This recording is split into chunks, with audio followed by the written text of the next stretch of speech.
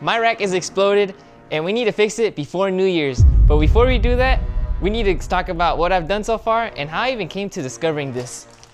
I recently installed a Viper alarm system and kill switch on my Civic. In the process of running wires through the fender for the actuators, I discovered my rack was exploded. So now that means we have to do some work if you want this car driving around. Now that you're all caught up, let's go ahead and head inside. To start off, I disconnected these two clips and this black cover piece. After removing the black piece, first I'm gonna go ahead and loosen them, and then I'm gonna completely remove them with the wheel straight. If I had my seat here, I would use something like this, which would hold it in place. But since I don't, I'm gonna have to come up with something to hold it in the same spot. This is the contraption I came up with. Not too shabby. Now all that was left to do was to remove these two bolts and disconnect the shaft connection. And once you slide it off, just put back the bolt and it'll hold it right in place. I then moved on to removing the tie rod ends, and I took note of the nut and its location. Almost knocked myself in the head. And I did already go ahead and spray WD-40 on this just to get it loosened up a little bit, because as you can see, there is a little bit of rust.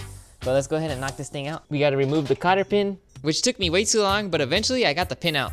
Then I just removed the nut and the tie rod, and I used the pickle fork since I have new tie rods. There you go. Whew.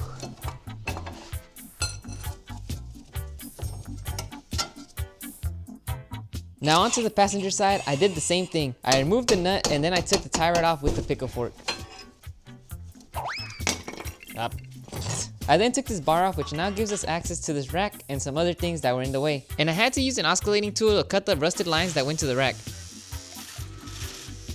Then finally, I pulled the rack out, which was not as easy as it looked. Holy After finally popping that plug off that I struggled way too long on, we can finally remove this line. And this line was one of the ones I cut, so I had to replace it. I then swapped over the plug onto the new rack and it was all set to be installed again. Then I just put a new O-ring and tightened it down. And since we're doing all this work already, I went ahead and got some poly bushings, so let's go ahead and get these in.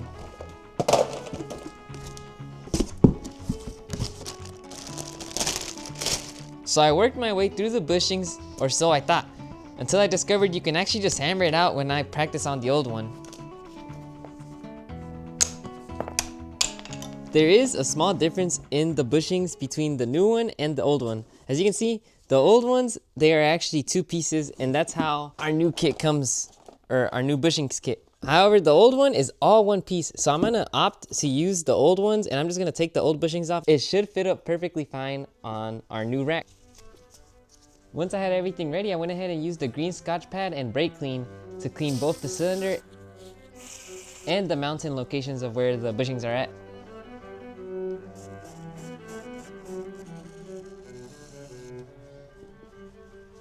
With poly bushings, it's very important that you lube it up. The reason being is because if it's not lubed up, it'll be really squeaky, and we don't want that. The main reason I wanted to go with poly here is because of its handling benefits. Poly is stiffer than rubber, lasts longer, and improves overall control in high and low speeds, with the main downsides being a higher MVH and ride comfort. But I didn't really care since I want this car to be a daily and a track car. And as soon as everything was going somewhat smooth for once, that's when I noticed something was wrong. Wait a minute.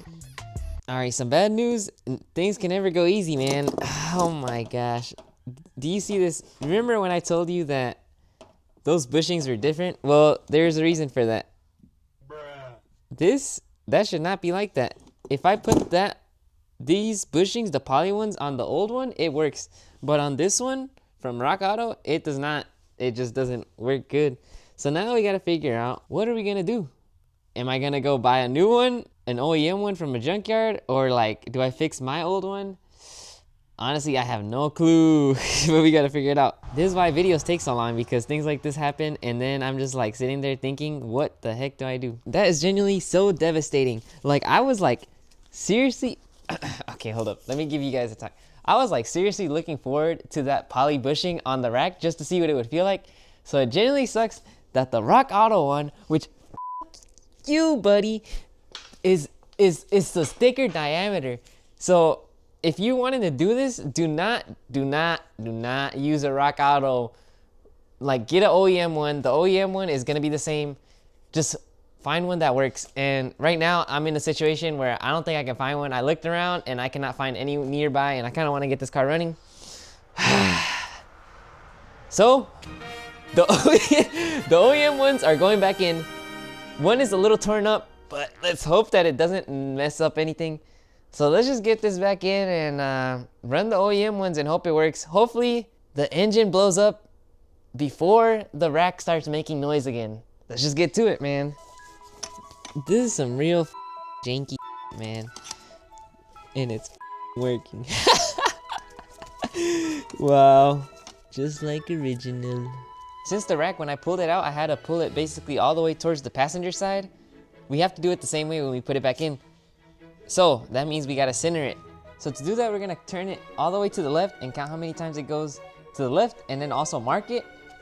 I'm gonna go based off of this hole right here. And then I'm gonna twist it all the way right, and then we're gonna basically divide it by 2 and basically find the middle point, and that should be our center. We also have to pull this arm, the driver's side, up all the way. Ooh.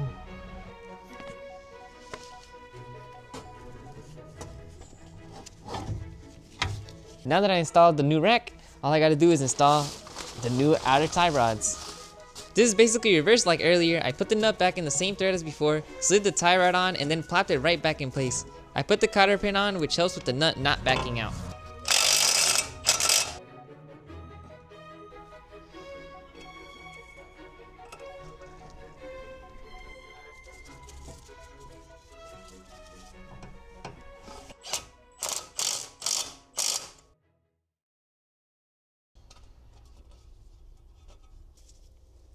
Now we can head back inside and attach our steering wheel to our column, and then hopefully we should be all done if everything went to plan. And if I want this car to be the best daily for me, we gotta make sure that it doesn't leak oil too. And like my BMWs, they all leak oil. Of course, this one leaks oil too. So we gotta go ahead and do the oil pan and the valve cover, because from what it looks like, 100% the oil pan is leaking. But the valve cover, I'm not so sure about, but I might as well do it just as a precaution. Since we already took apart half of the exhaust, all we have left is the little downpipe. So I'm gonna go ahead and spray the downpipe with WD-40 and then just go ahead and take it off. And then all that's left to do is to remove the oil pan.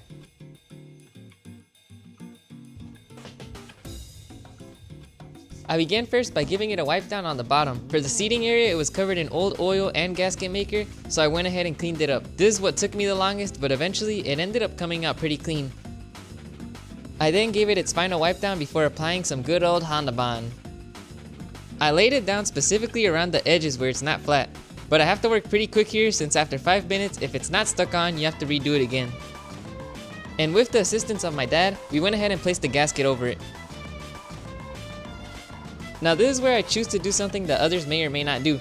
I put Honda Bond over the gasket sort of like a sandwich. In comparison, some people may actually choose to put some on the bottom or just on the top. I have also seen some people put it across the whole gasket, but at the end of the day, what matters is that it doesn't leak. Now that it was all set, I quickly moved under the car and installed the oil pan. Now it was a matter of tightening it down evenly to around 8.6 foot-pounds. I had to work my way through the middle and do multiple runs till they were all even. And since this cover and bracket were both dirty, I went ahead and cleaned them both and put everything back once the oil pan was torqued.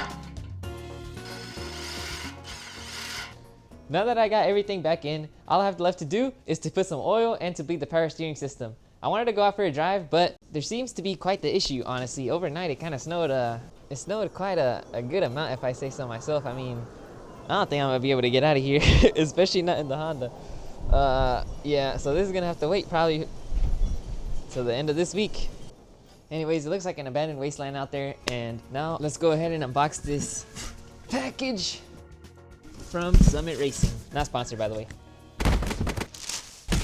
As you guys can see, I went with Motul for this, and I've started to switch over to Motul for a couple cars. I tried on the E36 and I like it, and so I'm gonna try it on the Honda. I was running liquid moly on the E90 and the E92. I'm not sure how I feel about that.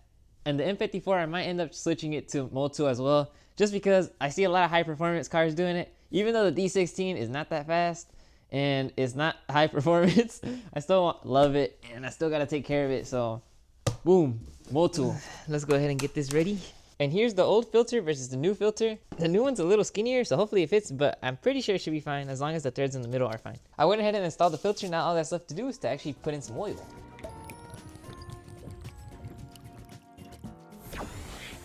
Now that I have oil, I went ahead and got ready to bleed the power steering system. I used OEM Honda fluid and should have technically replaced the reservoir too, but for now it'll have to do. After getting it filled up, I went ahead and tried to jump start the car, but my battery was completely dead. So I went to AutoZone and got me a new one. Alrighty.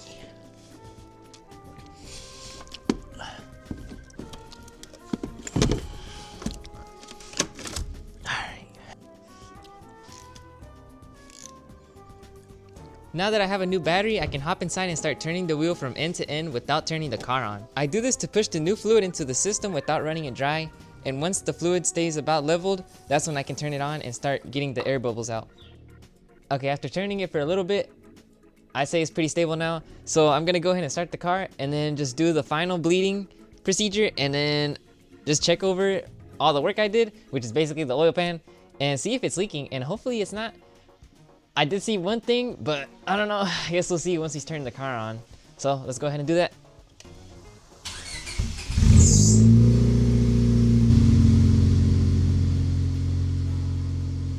I then went ahead and bled it one last time right before putting the wheels back on.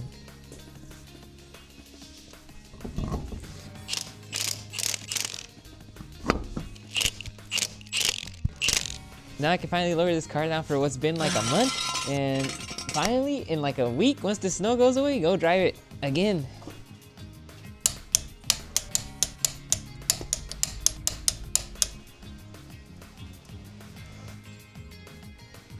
Anyways, you guys, that is about it for this video. The valve cover is probably gonna be its own separate video, mostly because I noticed that it's kind of a lot of work. In quotation marks, I gotta do the spark plugs, and I gotta do a bunch of the little ring gaskets that go around the spark plugs, and then I don't know what if I end up painting it.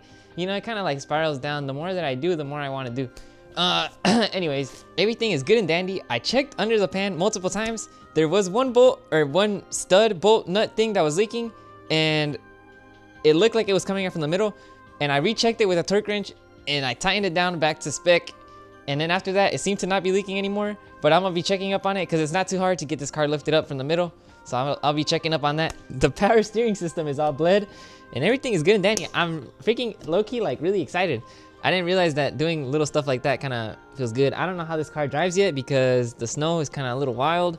They plowed it just now, like they literally passed by as soon as I finished up, and I was like, dang. But then I looked outside and it's literally the exact same. So for now, this will be it. Next video will probably be either the interior or the valve cover. I gotta wrap the interior now that I have everything taken apart, so we gotta do that. Thank you guys for watching, and thank you for sticking around. Sorry for the wait. Till next time, I hope you guys have a good one. See you all in the next one.